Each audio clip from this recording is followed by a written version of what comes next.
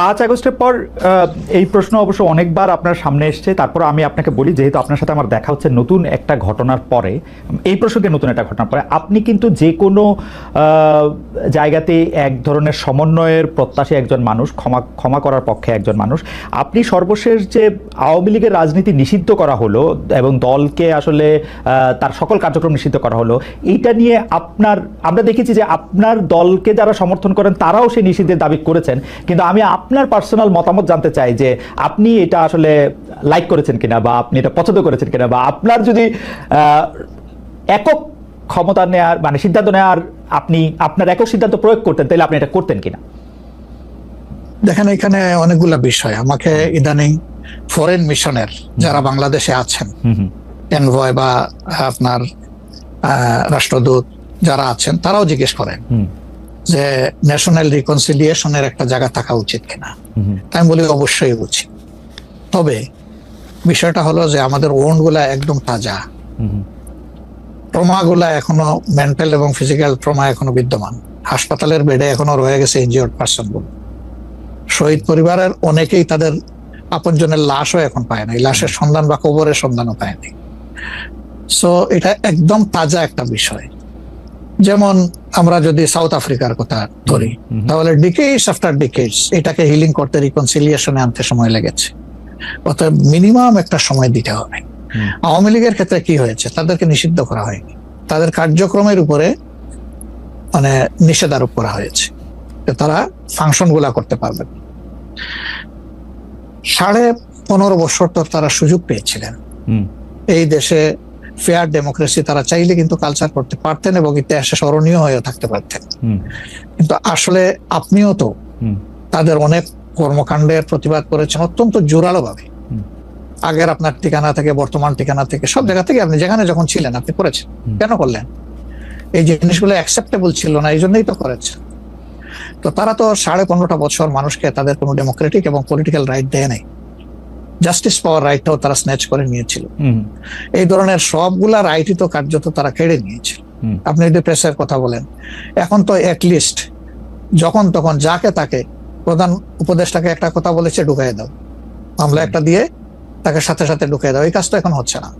আয়নাগরের ঘটনা তো এখন একটু হইতেছে। মাননীয় আমির, একজন ইউটিউবার আছেন সাব্বির, তাকে জেলে দিয়ে দেওয়া হয়েছে প্রধান উপদেষ্টাকে, কি জানি বলছে। না, আমি বলতেছি সেইটা, আমি বলছি যখন তখন হচ্ছে না, ঘন হচ্ছে না। 2-1টা কেস হইতেই পারে, এটা এক্সেপশন। কিন্তু আগে তো এটা ছিল প্র্যাকটিস এন্ড র্যান্ডম, এটা কিন্তু এখন হচ্ছে না। তারপরে আপনি দেখেন যে আয়নাগরের যে বিষয়টা, মানুষকে ধরে নিয়ে ঢুকাই দাও, হোয়ার অ্যাবাউট, কেউ জানে না, তার ফ্যামিলি জানে না যে মানুষটা বেঁচে আছে নাকি মরেই গেছে। যদি মরে যায় তার কবর কোথায়, আদৌ জীবনে দেখবো কিনা তার কবরটা, সেটাও তো প্রশ্ন। এরকম তো ঘটনা ঘটেছে। এবং যাদেরকে আয়নাগরে নেওয়া হয়েছে তারা কিন্তু সবাই ফিরে আসেনি। তারা অনেকেই এখনো আমরা জানি না তারা কোথায় আছে, আদৌ বেঁচে আছেন কিনা। তো এগুলা তো এখন হচ্ছে না। বায়বীয় মামলা যেটা বলা হয় সরকারের পক্ষ থেকে, এখন সরকারের পক্ষ থেকে সেরকম মামলা নেই। এখন মামলা হচ্ছে পলিটিক্যাল যারা বিভিন্ন পার্টিজ আছেন তারা। সেই ক্ষেত্রে এক এক দলের এক একটা দৃষ্টিভঙ্গি। আমাদের দৃষ্টিভঙ্গি হচ্ছে যে for fair justice, complaint of পুরো অ্যাট্রোসিটি করেছেন যারা এটার পারপিটেটর, তাদেরকে ডিরেক্ট যারা আছেন তাদেরকে বাদ দিয়ে আমরা কোনো মামলায় কাউকে আসামি করিনি। এই জন্য আমাদের মামলায় শত শত কোনো আসামি নেই। অন্যান্য সংস্থার বা দলের বা অথরিটির থাকতে পারে। তো এই জিনিসগুলোর কিছুটা হলেও ডেভেলপমেন্ট হয়েছে, কিন্তু আরো অনেক হওয়ার প্রয়োজন আছে এবং সুযোগ আছে। এই ক্ষেত্রে আমি শুধু একটা লাইন করে একটু বোঝার জন্য, যে মানে আওয়ামী লীগ নিষিদ্ধ করা হয় নাই, আওয়ামী লীগের কার্যক্রম নিষিদ্ধ করা হয়েছে, দুইটার মধ্যে তফাৎ কি আসলে? মানে তারা মানে কি করতে পারবে আর কি করতে পারবে না, মানে একজন আওয়ামী লীগ কি করতে পারবে এখন? মানে আমার একটা আন্ডারস্ট্যান্ডিং হচ্ছে আওয়ামী লীগ নিষিদ্ধ, তা আপনি বলতেছেন না দুইটার মধ্যে একটু তফাৎ আছে। তফাৎটা কি আসলে? দেখেন, নিষিদ্ধ তো আমাদেরও করা হয়েছিল, তাই না? এবং একবার না, আমাদের এই সংগঠনের জন্মের পরে দফায় দফায় আমাদেরকে নিষিদ্ধ করা হয়েছে।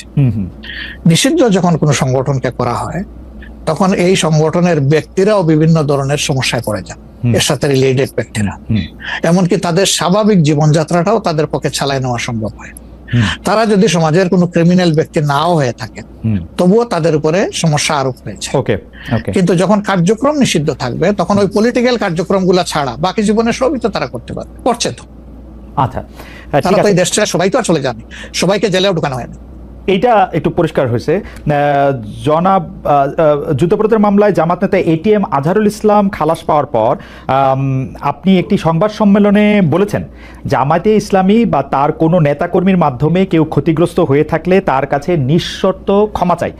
এই ক্ষমা প্রার্থনায় কি ৭১ মুক্তিযুদ্ধের সময়টাও আছে কিনা সেটা সেদিন আপনি স্পষ্ট করেননি, আজকে এটা স্পষ্ট করবেন? মানে আপনি, অনেকেই প্রশ্ন করছেন যে জামায়াতের মাননীয় আমির ক্ষমা কিসের জন্য চাইলেন, মানে ৪৭-এর পর থেকে শুরু করে আজকে পর্যন্ত,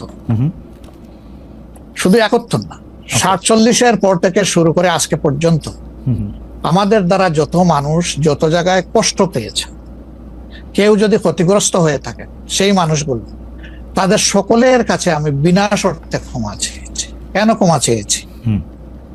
আমরা মানুষ, ইন্ডিভিজুয়াল মানুষ যেমন ভুল করতে পারে, মানুষের সমষ্টি একটা দলেরও বিভিন্ন ভুল সিদ্ধান্ত থাকতে পারে। কোনটা ভুল কোনটা সঠিক ইতিহাস এটা নির্ধারণ করবে। আজকে যেটাকে ভুল বলা হচ্ছে, কালকে এটাই হয়তো সবচেয়ে বড় সঠিক হিসাবে প্রমাণিত হবে। আর ইতিহাসের পালাবদলে রাজনীতিতে সবাই জিতে না, কেউ জিতে কেউ হারে। আমরা আদর্শবাদী একটা দল, আমরা বিশ্বাস করি আমরা মানুষ ভুলের ঊর্ধ্বে নই। আমাদের দ্বারা, আমাদের সহকর্মীদের দ্বারা মানুষ বিভিন্ন ক্ষেত্রে কষ্ট পেতে পারে, ক্ষতিগ্রস্ত হতে পারে। আমি সব কিছুর জন্য কোনো শর্ত আরোপ না করেই মাপ চেয়েছি।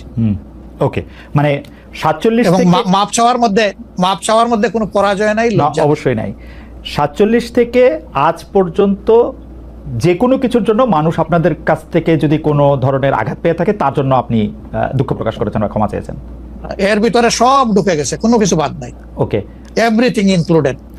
আচ্ছা, এবং এটা আনকন্ডিশনাল, মানে অ্যাপোলজি দিয়ে আনকন্ডিশনাল পার্ডন সিক করেছে। এইটা কি ডক্টর শফিকুর রহমান, আমি আসলে যেহেতু আপনার সঙ্গে আমার মানে নানা সময় কথা বলার সৌভাগ্য হয়েছে, মানে পর্দার বাইরে পর্দার ভিতরে, সেটা আমি জানি বলেই আমি আমার প্রশ্নটা করছি যে আপনি যে ৭১টাকে এই ৪৭ থেকে আজ পর্যন্ত একসাথে বললেন, এর কি কোনো বিশেষ কারণ আছে নাকি? মানে না না না না না না, কোনো বিশেষ কারণ নাই। আমার মানবিক মূল্যবোধের জায়গা এবং আমার দায়িত্বের জায়গা থেকে বলেছি, অনুভূতির জায়গা থেকে, দায়িত্ব এবং অনুভূতির জায়গা, বিশেষ কোনো কারণ। আচ্ছা, আমি আবার ২-৩ দিনের ঘটনা একটু আসি। আমরা দুইটা ঘটনা আমরা দেখেছি যে আমাদের অনেককে ব্যথিত করেছে। একটা হচ্ছে লালমনিরহাটে একজন যিনি নরসুন্দর, তিনি এবং তার ছেলেকে খুব আয়োজন করে মারধর করা হচ্ছে এবং তাদেরকে টেনে নিয়ে পুলিশের কাছে নিয়ে যাওয়া হয়েছে। এবং আরেকজন যিনি ২০১৮ সালের ডিসেম্বরের রাতের ভোট বলে খ্যাত নির্বাচনের যে প্রধান নির্বাচন কমিশনার, তাকে আসলে খুবই অপমানজনকভাবে মানে থানায় নিয়ে যাওয়া হয়েছে এবং সেটা আবার ভিডিও করা হয়েছে। মানে আমি সাধারণভাবে যেটা বুঝি, আপনি আমাকে শাস্তি দিতে পারেন, আপনি আমাকে মৃত্যু দিতে পারেন, কিন্তু মানুষ হিসাবে আরেকটা মানুষকে অসম্মান করার অধিকার যে আমাদের নাই, এইটা কি মানে মানে নাকি এইটা আমাদের আছে কারণ তার একটা খারাপ কাজ করেছিল, এরকম কি? মানে আমি জানি না, মানে অনেকে তার আরেকজন, জি আপনি বলেন, আরেকজন খারাপ কাজ করেছেন বলে আমিও করব, এটা কোনো যুক্তি? আমি আরেকজনের খারাপে কষ্ট পেলাম, ক্ষতিগ্রস্ত হলাম, এখন আমি সেম অথবা ওয়ার্স দেন দিস আরো খারাপ কিছু করলাম তার সাথে, সেটা কি কোনো মানবিক আচরণ বলে গণ্য হবে? নিশ্চয়ই না। তবে দেখেন, আমরা এটাকে কখনো সমর্থন করি না, কিন্তু পরিবেশ, প্রেক্ষাপট, স্থান, কাল, পাত্র, মানুষ কোনো জিনিসকে যখন লাইক করে না, তখন প্রকাশ্যে হয় তার প্রতিবাদ করে, না হয় মনে মনে ঘৃণা করে, অথবা সে শক্তি থাকলে প্রতিরোধ করে। এই তিনটা স্টেজ থাকে, এটা হাদিসের ভাষা অনুযায়ী। এই অবস্থায় আমরা হয়তো ভিজিবল সেই রকম প্রটেস্ট অনেক ক্ষেত্রেই করতে পারি না, কিন্তু আমরা এগুলাকে মনের দিক থেকে সাপোর্ট তো করি না, আমরা বরঞ্চ মনে করি যে এগুলা আরেকটা অপরাধ। ডেফিনেটলি সিইসি যিনি ছিলেন, তিনি তো একজন মানুষ, তিনি এই রাষ্ট্রের একজন সিভিল সার্ভেন্টও ছিলেন এবং উচ্চ পর্যায়ে তিনি দায়িত্ব পালন করে তিনি রিটায়ার করেছেন। তিনি নিশ্চয়ই কাজ ভালো করেন নাই, অনেকগুলা খারাপ কাজ করেছেন। সেই সময়টা জনপ্রত্যাশার এগেইনস্টে গিয়ে করেছেন, সত্য তথ্যের উপর না থেকে অসত্য তথ্য তিনি তার সংস্থা থেকে বলেছেন, সেগুলো সব খারাপ। তো তার জন্য তো আদালত আছে, কিন্তু আদালতে যাবেন, আমি তাদেরকে আদালতে নিয়ে যাই, আইনের আওতায় নিয়ে যাই, কিন্তু আইন আমার হাতে আমি তুলে নেবো কেন? এটা তো কোনো অবস্থায় আমরা সমর্থন করবো না। এই জন্য আপনার স্মরণ থাকার কথা, ৫ তারিখ রাত্রেই আমরা ঘোষণা করেছি যে ব্যক্তিগতভাবে আমরা কারো উপর থেকে কোনো প্রতিশোধ নেব না এবং আমরা নেইনি। আমাদের ২-১টা ব্যতিক্রম ঘটনা ঘটেছে, আমরা তাদেরকে শাস্তি দিয়েছি, আমরা ছাড় দেই নাই কাউ। আমাদের এই ঘটনাগুলো র্যান্ডম না, ব্যাপক না, ২-১টা বিচ্ছিন্ন ঘটনা, আমরা কাউকে ছাড় দিই। আমরা যেহেতু আপনার সময় কম, আমরা দ্রুত একটা বিষয় থেকে আরেকটা বিষয়ে যেতে হচ্ছে। সম্প্রতি আপনি একটি ভাষণে বলেছেন, আমি এখানে ছোট্ট একটু অ্যাড করতে চাই। জি প্লিজ। এই যে মব, যেটাকে এখন মব বলা হচ্ছে, এর চাইতে কিন্তু আরো নিকৃষ্ট মব কিন্তু গত 15.5 বছর মানুষ প্রত্যক্ষ করেছে। ইভেন আপনাদের সাংবাদিকদের সাথে হয়েছে, আরো অনেকের সাথে, পলিটিশিয়ানদের সাথে। তো এগুলো কোনো ডাল ভাত, কোনো ব্যাপারই ছিল না। সিভিল সোসাইটির মানুষের সাথে, শিক্ষকদের সাথে, কিন্তু ওইগুলা দিয়ে আমরা এটাকে জাস্টিফাই করতে চাই। হয়েছে বলেই আমরা সবাই মিলেই কিন্তু এগুলি প্রতিরোধ করেছি, প্রতিবাদ করেছি। আসলে যে যার জায়গা থেকে প্রচন্ড ভাবে প্রতিবাদ করেছে।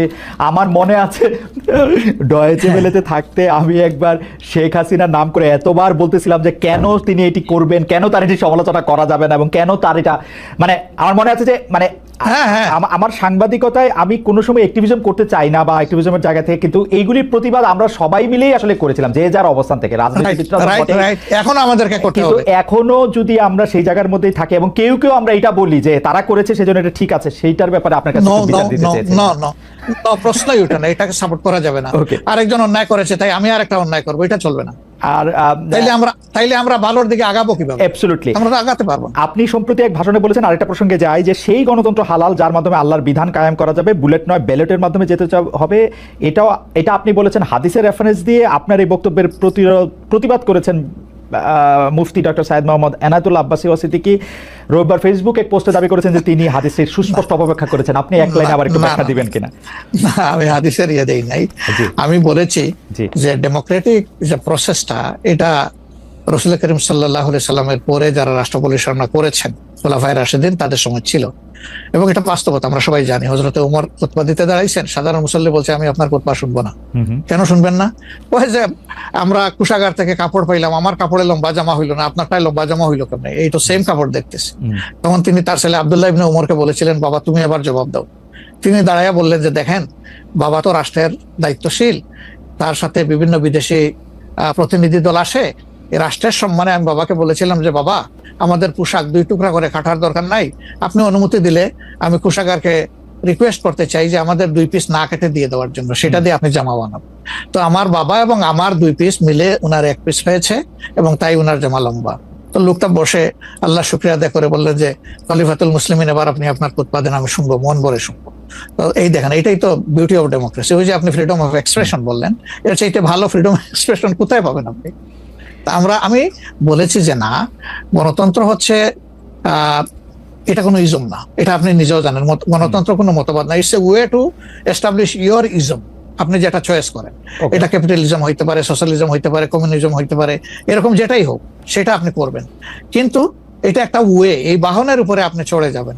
সেটা যদি আল্লাহর দিন কায়েমের উদ্দেশ্যে হয়, তাহলে অবশ্যই এটা মুসলমানদের জন্য হারাম হওয়ার কথা না। এখন আমার কথার সাথে তো ডিফার করতেই পারেন, উনি একজন লার্নেড মানুষ, আমি তাকে রেসপেক্ট করি, এবং কারো ডিফারেন্সটাকেও আমি রেসপেক্ট করি, কারণ এটা না হলে তো আপনার ফ্রিডম অফ এক্সপ্রেশন থাকবে না, এবং মাল্টিকালচারাল সোসাইটিও বিল্ড আপ করা সম্ভব হবে না। আচ্ছা, অ্যাবসলিউটলি ফাইন। আচ্ছা, আপনি শুক্রবার একটা দলীয় কর্মসূচিতে বলছেন যে দিন কায়েমের চেষ্টা বা প্রচেষ্টা ঐচ্ছিক নয়, মুমিনের উপর ফরজ। আরবার আপনাদের দীর্ঘদিনের একটা স্লোগান হচ্ছে এরকম, আল্লাহর আইন চাই। এখন একটি নতুন প্রচারণা, মানে অনেক দলকেই ক্ষমতায় দেখা যায়, মানে জামাত ইসলামের একটা নতুন প্রচারণা এরকম যে অনেক দলকে ক্ষমতায় দেখা হয়েছে, জামাতকে একটিবার সুযোগ দেওয়া হোক, আপনারা যদি নির্বাচনে জিতে ক্ষমতায় যেতে পারেন তাহলে কি বর্তমান ব্যবস্থা পাল্টে কোরআন সুন্নাহ ভিত্তিক শাসন বা শরিয়া আইন, শরিয়া ব্যবস্থা চালু করবেন? আসলে দেখেন, কোরআন সুন্নাহ ভিত্তিক মানে অনুশাসন যেটা, এটার ব্যাপারে সমাজের পারসেপশনের ভিন্নতা আছে। আমাদের বাংলাদেশের যে সংবিধান আছে, এই সংবিধানের অনেকগুলা আর্টিকেল, অনেকগুলা ধারা উপধারা কোরআনের সেন্সের সাথে পুরোপুরি মিলে যায়, এটার সাথে কোনো ডিফারেন্স নাই। আবার কিছু কিছু ধারা আছে সেখানে কনফ্লিক্ট, কন্ট্রাডিকশন আছে। ওরকম পরিবেশ পরিস্থিতি যখন আসবে, জনগণের প্রত্যাশার আলোকে এটা মানে সবার সাথে ইন্টারেক্টিভ হয়, সবাইকে সাথে নিয়েই ইনশাআল্লাহ ভালো জিনিসগুলোকে আমরা ইনপুট দেবো আল্লাহ থেকে। তবে এটাও মনে রাখার বিষয় যে কোরআনী শাসন হঠাৎ করে আল্লাহ তাআলা এস্টাবলিশের হুকুম দেন নাই, it was a gradual process. For example মাদক কিন্তু দুনিয়ার কেউ কিন্তু এটাকে অ্যাপ্রুভাল দেয় না, বাট এটার প্র্যাকটিস সব জায়গায় আছে, এটা বাস্তবতা। তো সেই মদ যখন হারাম ঘোষণা করা হয়, নিষিদ্ধ করা হয়, তখন কিন্তু 3 পর্যায়ে গিয়ে চূড়ান্তভাবে এটা নিষিদ্ধ করা হয়েছিল। তো এটা গ্রাজুয়াল একটা প্রসেস। আপনি একটা ক্রাইম থেকে দীর্ঘদিনের প্র্যাকটিস থেকে মানুষকে সরাবেন, আল্লাহ তাআলার সেই বিধানকে অনুসরণ করেই আমরা আগাবো ইনশাআল্লাহ। 5 আগস্টের পর থেকে বিএনপির পক্ষ থেকে যেহেতু জাতীয় নির্বাচনের দাবি জানানো হয়েছিল, এটা নিয়ে অনেক তাদেরকে রঙ্গব্যঙ্গ করা হয়েছে। জামায়াতে ইসলামী মাঝামাঝি থেকে ফেব্রুয়ারি ইলেকশনের কথা বলেছে, রোজার পরেও ইলেকশনের কথা বলেছে, রোজার আগেও ইলেকশনের কথা বলেছে, কিন্তু আমরা দেখতে পাচ্ছি জামায়াতে ইসলামী 300 আসনে প্রার্থী ঘোষণা করে ফেলেছে। আপনারা যদি পরে কোনো রাজনৈতিক জোট করেন বা পরে যদি কোনো ধরনের রাজনৈতিক সমঝোতার মাধ্যমে জাতীয় সরকারের একটা আবহ তৈরি হয়, তাহলে কি হবে? আপনারা এখনই জোট ঘোষণা করে ফেলেছেন, সেটা কেমন হলো? আলহামদুলিল্লাহ, এটা আমাদের সাথে যাদের ইন্টারেকশন আছে তারা সবাই জানেন। আমরা বলেছি যে এটা আমাদের অফিসিয়াল ঘোষণা না, এটা হলো প্রাথমিক সিলেকশন, এবং সমস্ত আমাদের নমিনি যারা হবেন তাদেরকে সেম মেসেজ দেওয়া হয়েছে যে জাতীয় বৃহত্তর স্বার্থে যে কোনো সময় যে কোনো পরিবর্তন যে কোনো আসনে আসতে পারে। আমাদের সংগঠন এটার জন্য পূর্ণ প্রস্তুত। প্রয়োজনে আমার থেকেই পরীক্ষা শুরু হবে, কোনো অসুবিধা নেই। আপনার কাছে ছোট একটি পরীক্ষা, সেটি আপনার পরীক্ষা না, আপনার কাছে একটি ছোট পরীক্ষা। আপনি কুষ্টিয়া 3 সদর আসনে জামাত ইসলামের এমপি প্রার্থী হিসেবে ঘোষণা করা হয়েছে জনপ্রিয় ইসলামী বক্তা জনাব আমির হামজাকে, কিন্তু এদিকে আবার জামাতি ইসলামীর শুরা সদস্য জনাব ফরাদ হোসেন রয়েছেন, তার নামও জোরে সোরে শোনা যাচ্ছে। অনেকেই বলছেন যে তৃণমূল জামায়াত আসলে পছন্দ করে নাই হঠাৎ করে এরকম একজনকে মনোনয়ন দেওয়া। এই বিষয়টাকে আসলে আপনি কিভাবে দেখেন? শুধু জনপ্রিয় নট দ্যাট। আমরা যখন কোনো জায়গায় নমিনি সিলেকশন করি তখন দুইটা জিনিস আমরা বিবেচনায় নেই। একটা হলো যে এই নমিনির ব্যাপারে স্থানীয় সংগঠনের যারা নেতাকর্মী আছেন তাদের দৃষ্টিভঙ্গি কি, 2 নম্বর হচ্ছে জনগণের দৃষ্টিভঙ্গি কি। এই দুইটা বিষয়কে আমরা বিবেচনায় নিয়েই প্রার্থী সিলেকশন করি। এবং এটা যেগুলো শুনতেছেন, অনেক সময় আমাদেরকে অতি ভালোবাসেন যারা, ওই যে আপনি একবার আমাকে জিজ্ঞেস করলেন যে আপনাদের ব্যাপারে এত বিরোধিতা করে কেন, আমি বলছিলাম যে তারা অত ভালোবাসে তো অনেক বেশি, এই জন্য আমাদেরকে নিয়ে কসলাইতে হবে। জনাব আমির হামজার বিরুদ্ধে যে দুটি বক্তব্য বেশি সামনে আসছে, তিনি একবার বলেছিলেন যে তার 14 গোষ্ঠী সবাই আওয়ামী লীগ করেন। 2 নম্বর হচ্ছে যে এই জুন মাসেও জনাব আমির হামজা নিজ এলাকায় মোটরসাইকেল শোডাউন করেছেন, যেই শোডাউনের রাজনীতি অ্যাপারেন্টলি আপনারা উৎসাহ দেন না, কিন্তু তাকে এটি করতে দেখা যাচ্ছে। হ্যাঁ, আমরা তার দৃষ্টি আকর্ষণ করেছি। ওকে, আমরা এই ব্যাপারে দৃষ্টি আকর্ষণ করেছি যে পাবলিক ইনকনভিনিয়েন্স হয় এমন কোনো কাজ আমরা করব না, যত দূর সম্ভব এটা আমরা অ্যাভয়েড করে চলবো। এটা আচ্ছা, আমরা আরেকটা প্রসঙ্গে আসি যে লন্ডনে ডক্টর মোহাম্মদ ইউনূস এবং জনাব তারেক রহমানের বৈঠকের পর যৌথ বিবৃতির প্রসঙ্গে জামায়াতে ইসলামী একটা শক্ত অবস্থান নিয়েছে। তারা বলেছে যে বৈঠককে তারা স্বাগত জানিয়েছেন, কিন্তু যৌথ বিবৃতিটা তারা পছন্দ করেন নাই। এই কারণে জাতীয় ঐক্যমত্য কমিশনে তাদের অংশগ্রহণও তারা একদিনের জন্য বয়কট করেছেন, মানে আপনারা বয়কট করেছেন। পরে আবার ডক্টর মোহাম্মদ ইউনূস আপনাকে ফোন করেন এবং সেই টেলিফোনের পরে আপনি ডক্টর মোহাম্মদ ইউনূস টেলিফোনে কি বলেছিলেন আপনাকে, সেটাকে আমাদের একটু বলা যাবে? না, উনি আসলে সেখানকার পরিবেশটাই তুলে ধরেছেন সামগ্রিকভাবে যে কেন উনি এটা করতে গেলেন। আমাদের কনসার্নের জায়গা ছিল যে তিনি নির্বাচনের একটা টাইম লাইন, ডেট না, একটা টাইম লাইন ঘোষণা করেছিলেন যে এইটা 1st of April কোনো একটা সময়ে নির্বাচন অনুষ্ঠিত হবে এবং নির্বাচন কমিশন সেই ব্যাপারে তারিখ নির্ধারণ করে তারা শিডিউল দেবে। এটা কিন্তু সবগুলা দলের সাথে সিরিজ অফ টকের পরে, উনি সরাসরি আলোচনার পরে এটা করেছিলেন। এরপরে তিনি লন্ডনে গিয়েছেন। তারেক রহমান সাহেব যেহেতু দেশে নেই এবং তিনি কার্যত বিএনপির এখন হইলেন নির্বাহী প্রধান, ভারপ্রাপ্ত চেয়ারম্যান, তার সাথে একটা বৈঠক হওয়াই উচিত, হইতেই পারে, এটা তো ভালো, এটা খারাপ কি? রাজনীতিতে ডায়ালগই তো উত্তম সমাধান। এবং বিএনপির কিছু কনসার্ন ছিল, তার সাথে আলোচনার মাধ্যমে সেটা যদি দূর হয় এটা তো ভালো, জাতীয় জীবনের জন্য ভালো, জাতীয় রাজনীতির জন্য ভালো। কিন্তু যেটা সকল দলের সাথে আলোচনা করে তিনি একটা টাইম লাইন দিলেন, শুধুমাত্র একটা দলের সাথে আলোচনা করে সেইটা থেকে এইভাবে তার প্রকাশ্যে ঘোষণা দেওয়া, যদিও তিনি ডেফিনেটলি বলেন নাই যে রমজানের আগেই হবে, তিনি বলেছেন যদি এই জিনিস ফুলফিল করা যায় তাইলে সেটা আগেও চিন্তা করা যেতে পারে, কিন্তু সেটা ভালো হতো। আমাদের বক্তব্য হচ্ছে ভালো হতো দেশে এসে তিনি তাকে বলতেন যে আমি সম্মানের সাথে আপনার কথা শুনলাম, আমি মনে করি আপনার কথাগুলো লজিক্যাল, আমি দেশে গিয়ে আবার দলগুলোর সাথে একটু আলাপ করবো, করে এটাকে কিভাবে শেপ দেওয়া যায় আমি চিন্তা করবো, আপনি আমার উপর আস্থা রাখতে পারেন। That was good. কিন্তু এটা না করে সেখানে এটা ঘোষণা দেওয়াটাকে আমরা সঠিক মনে করি নাই। আমরা মনে করি যে ক্ষমতার ভারসাম্য একদিকে হেলে গিয়েছে এবং জাতি একটা রং মেসেজ পেয়েছে, এই জন্য আমরা আমাদের এই পর্যায়ে এটা আমার একটা প্রশ্ন, আপনার কাছে কি মনে হয় পরবর্তী জাতীয় সংসদ নির্বাচন আসলে কোন দিন কোন মাসে হবে? আমি ঠিক এটা জানি না, তবে আমি মনে করি যে এটা এপ্রিল পাড়ি দেবে না কোনো অবস্থায়। আর ফেব্রুয়ারিতে হলে আমিই বলেছি সবার আগে আপনি বলেছেন যে হ্যাঁ, যে ফেব্রুয়ারিতে হলে এটা বেস্ট, কারণ এই সিজনটা আমাদের জন্য কমফোর্টেবল সিজন ইলেকশনের জন্য। আপনার কাছে কি মনে হয় আপনার মনে কি এরকম একটা সম্ভাবনা আপনি দেখতে পান যে এটা রমজানের পরেও আসলে যেতে পারে? সেই ক্ষেত্রে রমজানের সময় আপনাদের ক্যাম্পেইন করতে হবে। বেশিরভাগ সময় আমরা দেখি যে রমজানের সময় ধর্মপ্রাণ মুসলমানদের অনেকেই আসলে দুনিয়াবি কোনো জিনিসের মধ্যে থাকতে চান না, সেই ক্ষেত্রে ভোটের মানে এখনো কি? আমার মনে হয় যে রমজানে তো আমরা সব ধরনের সব কাজই তো করি, কাজ তো আমরা বাদ দিই না কোনো, রাইট, অফিস আদালত ব্যবসা বাণিজ্য সবই তো করি, খেত খামার যার যেটা আছে। রমজান আমাদের জন্য কোনো সমস্যা না, রমজান কারোর জন্যই সমস্যা হওয়া উচিত না। ওকে, কোনো দল বলেছেন যে রমজানে ক্যাম্পেইন করতে গেলে অনেক ইফতার মাহফিল হবে, সেখানে প্রচুর টাকা খরচ করতে হবে, আপনি করবেন না। আপনি ইফতার মাহফিলে মেহমান হিসাবে গিয়ে খেয়ে আসবেন, দোয়া করে দিয়ে আসবেন, অসুবিধা কি? আপনাকে টাকা খরচ করতে হবে কেন? ওই সময় তো এমনিও টাকা খরচ করা ঠিক না, শিডিউল ডিক্লারেশন হয়ে যাওয়ার পরে মানুষকে খাওয়ানো ঠিক না। আপনি খাবেন, অসুবিধা কি? দাওয়াত দিলে যাবেন, খাবেন, কথা বলবেন, মিশবেন, হাত মিলাবেন, এটা আপনার নির্বাচনী কাজকে আগাবে, কোনো সমস্যা তো নাই। আপনি কোনটা প্রেফার করবেন, মানে ইলেকশনের ডেট ফেব্রুয়ারি অর এপ্রিল? আমরা তো প্রেফার করে বলেছি বেস্ট হইলো ফেব্রুয়ারি, বেস্ট হলো ফেব্রুয়ারি, কিন্তু এপ্রিলে হইলে কোনো অসুবিধা নাই। আমরা মনে করি এপ্রিলে হইলে অসুবিধা নাই, তবে এটা ক্রস করা উচিত নয়। এপ্রিল ক্রস করা উচিত না, কোনো অবস্থায় উচিত হবে না। আপনি কি মনে করেন এখন যদি নির্বাচন কমিশন বলে যে তারা ডিসেম্বরে নির্বাচন দিতে চান, তাইলে কি আপনারা আপত্তি জানাবেন না আপনাদের এটা? হ্যাঁ, না, আমরা ওই যে 2-3টা জিনিস বলেছি, যে বেসিক রিফর্ম, তারপরে হচ্ছে আপনার দৃশ্যমান বিচার, প্রবাসীদের ভোট ইনকর্পোরেট করা, এই 3টা জিনিস যদি আমরা মিনিমাম পাই, তাহলে ডিসেম্বর কেন, সামনের মাসে হইলে আমাদের কোনো আপত্তি নেই। ডিসেম্বর আমাদের দর্শক, আর আমরা দেখেন মূল থেকে কখনো বলি নাই যে এই মাসে হতেই হবে, এই শব্দ কিন্তু কখনো আমরা উচ্চারণ করিনি। আমরা এই ব্যাপারে ফ্লেক্সিবল, আমরা প্রধান উপদেষ্টার কমিটমেন্টের উপরে রেসপেক্ট শো করতে চাই। উনি বলেছিলেন ডিসেম্বর এই বছর অথবা আগামী বছরের জুনের মাঝখানে যে কোনো সময় তিনি নির্বাচন দিবেন। তা আমরা দেখতে চাই যে তিনি তার কথার উপরে আছেন। তবে এটাও ঠিক যে মে জুন এইগুলা কিন্তু ইলেকশনের জন্য কোনো ফেভারেবল টাইম না। ইভেন এপ্রিলটাও একটু কষ্ট হবে, এই ব্যাপারে বলার অপেক্ষা রাখে না। ফেব্রুয়ারির চাইতে এপ্রিলে কিন্তু একটু কষ্ট বেশি হবে।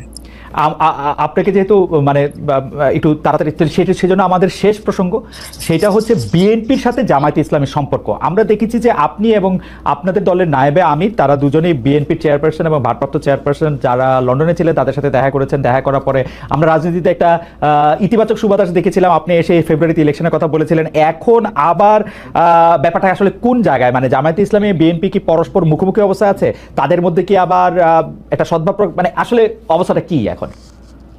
আসলে সমস্যাটা আমাদের না, সমস্যা আপনাদের। আচ্ছা, মিডিয়ায় যারা আছেন তাদের। আচ্ছা, আমরা তো মুখোমুখি না, আমরা তো পাশাপাশি আছি। তো ওকে, আমরা এই যে ঐক্যমত্য কমিশন বলেন বা অন্যান্য মিটিং গুলা বলেন বা আমাদের নিজেদের মধ্যে কথাবার্তা বলেন, আমরা তো কোনটা বন্ধ রাখি নাই, আমরা সবটাই আছি। কিন্তু কতিপয় মিডিয়া, সবাই না, এই কুচে টেনে টেনে সুতা বাইর করে কোথায় একটু বিএনপির মুখামুখি জামাত হবে, জামাতের মুখামুখি বিএনপি হবে। এটার মধ্যে জাতির কি কল্যাণ আছে আমরা বুঝতে পারি না। আমাদের তো ওরকম কোনো রেশারেশি সম্পর্ক নাই। আমি হচ্ছে যে দুটা, খালি আপনি মিডিয়ার কথা বলছেন, ভালো করছেন। এখন আমরা তো আসলে মানে মিডিয়া থেকে অনেক সময় তথ্য নেই। বিএনপির নেতার প্রসঙ্গে একটি সংবাদ শিরোনাম আমি পড়েছি, ভোট হলে তো তাদের গুরুত্ব থাকবে না, জামায়াতকে ফখরুলের খোঁচা, স্বাধীনতার অবিশ্বাসীদের সমর্থন করা যাবে না, মির্জা ফখরুল। আবার আরেকটা রিপোর্ট, আবার আরেকটা পত্রিকার রিপোর্ট, জামায়াতকে স্বাধীনতা বিরোধী বলা হলে অনেকের বাবাও রাজাকার ছিলেন, জামায়াতের সাধারণ সম্পাদক বলছেন।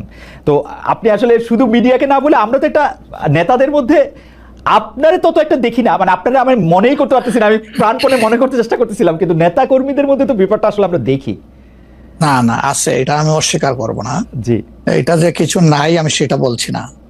তবে একটা কথা দেখেন যে আসলে গর্ব অহংকার বড় খারাপ জিনিস। অহংকার আল্লাহ তাআলার চাদর, এটা নিয়ে কেউ টানাটানি করুক, এটা মহান আল্লাহ পছন্দ করেন না। তো গর্ব অহংকার করতে করতেই একদল কোথায় গেছে চিন্তা করেন। তারা তো সবসময় মানুষকে কুচিয়ে কুচিয়ে কথা বলতেন। কোথায় তোমাদের ঈদের পরের আন্দোলন, কোথায় গিয়ে আশ্রয় নিবা, এই ধরনের অনেক কথাবার্তা ছিল না? অবশ্যই ছিল। তা এটা যদি আমিও বলি, এটা গ্রহণযোগ্য হওয়া উচিত নয়, এবং এটা অন্য কেউ যদি বলে সেটাও গ্রহণযোগ্য হওয়া উচিত নয়। কাউকে নিয়ে উপহাস করতে নাই।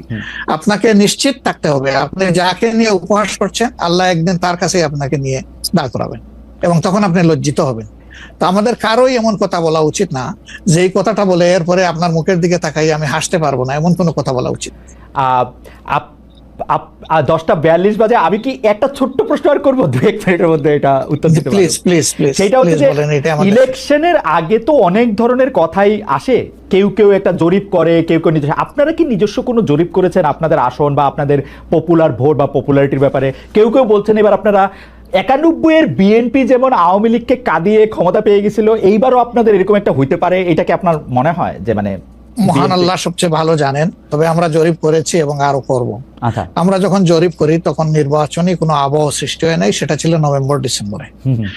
আর আমরা এখন নির্বাচনী আবহ কিছুটা এসেছে, সকল অ্যাক্টর এখন ময়দানে কম বেশি ভিজিবল হবেন, তারপরে ইনশাল্লাহ আমরা জরিপ করব, তখন বোঝা যাবে যে আগের মূল্যায়ন আর পরের মূল্যায়নের মাঝে তফাৎটা কতটুকু। আর যেটা বললেন যে কাউকে কাঁদ দিয়ে খাওয়ার ক্ষমতায় যাওয়া, আমরা ভাই আসলে ক্ষমতায় যাওয়ার বিষয়টা দেখি না, আমরা দেখি যে এটা একটা বিশাল দায়িত্বের বোঝা। আল্লাহ যদি কখনো সে কাজের জন্য আমাদেরকে কবুল করেন, তাহলে আমরা শাসক নয় ভাই, দোয়া করেন আমরা যেন মানুষের সেবক হতে পারি। আপনাকে অনেক ধন্যবাদ। আমি শুধু শেষ কথা আপনার কাছ থেকে একটু জানতে চাইবো যে আপনি মনে করতেছেন এপ্রিলের পরে হয়তো নির্বাচন চাবেন না, ফেভার করতেছেন হচ্ছে ফেব্রুয়ারিতে হতে, আপনি কি আমাদের দর্শকদের উদ্দেশ্যে কিছু বলবেন যাতে একটা নির্বাচনী বা গণতান্ত্রিক আবহাওয়ার মধ্যে যে যার মতো করে আসলে সৎভাবে তার নির্বাচনী ক্যান্ডিডেট বা তার পছন্দের মানুষ বাছাই করতে পারে? এই প্রসঙ্গে থ্যাংক ইউ আমাকে শেষ সুযোগ দেওয়ার জন্য। অবশ্যই প্রথমে আমি দর্শকদের উদ্দেশ্যে বলবো যে অনেক ত্যাগ এবং তিতিক্ষার বিনিময়ে আমাদের স্বাধীনতা পাওয়া, আমাদের 24-এর এই পরিবর্তন পাওয়া, এটাকে আমরা যেন সঠিক